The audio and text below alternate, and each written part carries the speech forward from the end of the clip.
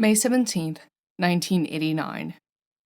Dear Will, today started out pretty rough since one of my tires on my bike popped when I was halfway to your house, and given how quickly Hawkins has become a fucking sauna over the past few weeks, thanks rural Midwest, it was not a blast to push my bike the rest of the way on foot. Again, I could have taken my car to begin with, but I think in some way, shape, or form we crave that element of our childhoods, riding bikes through the neighborhood like old times. Plus, Lucas and I are the only ones who have cars right now, so majority rules. Anyway, I still wound up at your house about half an hour early, and we spent that time trying to figure out how to patch up and refill my tire. No dice, unfortunately. But our hands brushed a few times, so it wasn't too inconvenient. Jonathan ended up coming into the garage at one point to grab a few tools. He's been helping Hop out with some home projects like a new shelving unit for your living room and a deck out back, but you already know that, why am I going on about this?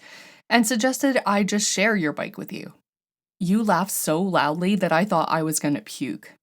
I forced my anxiety back down and reminded John of how tall I am. Last time I went to the doctor, they said I was 6'3". No, I'm not kidding. And he insisted that I just try and sit on the handlebars or something.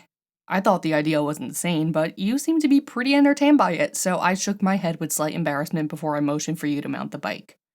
You swung your leg over the bar and rested your feet on either side, a huge grin on your face. Do your worst, Wheeler, you told me.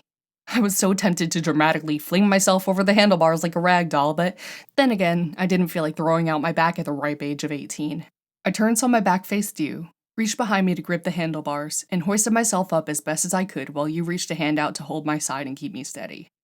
I must have looked like a fucking praying mantis or some shit, with my knees almost hitting my chin because of how I was balancing my toes on the front fender, but I didn't care because your reaction was fucking priceless.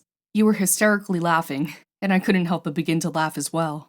Before I knew what was happening, Jonathan had disappeared and come back within record speed, and a bright flash hit my eyes as he clicked the button on his camera. I glanced back at you, and thankfully you didn't look phased at all. In fact, you said to Jonathan, "Please tell me I'll get a copy of that," while catching your breath from laughing so hard.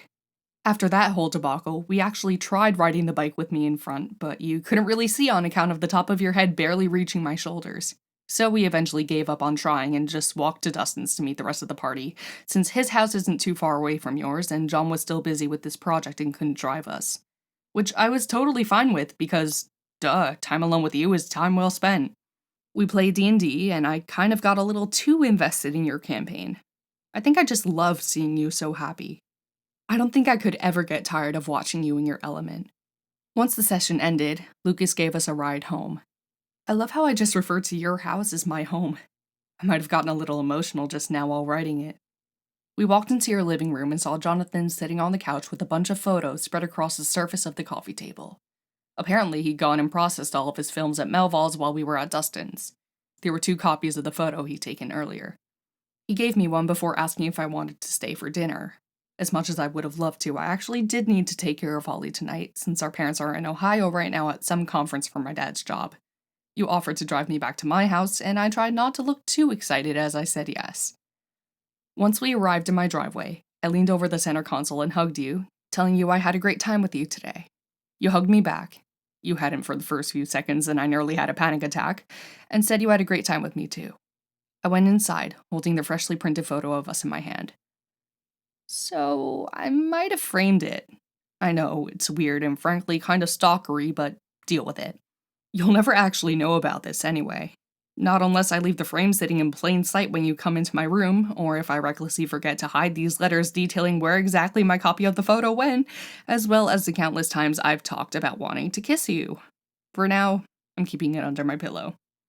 Okay, I'm gonna stop writing now in order to stop myself from sounding like even more of a creep than I already am. Love, Mike.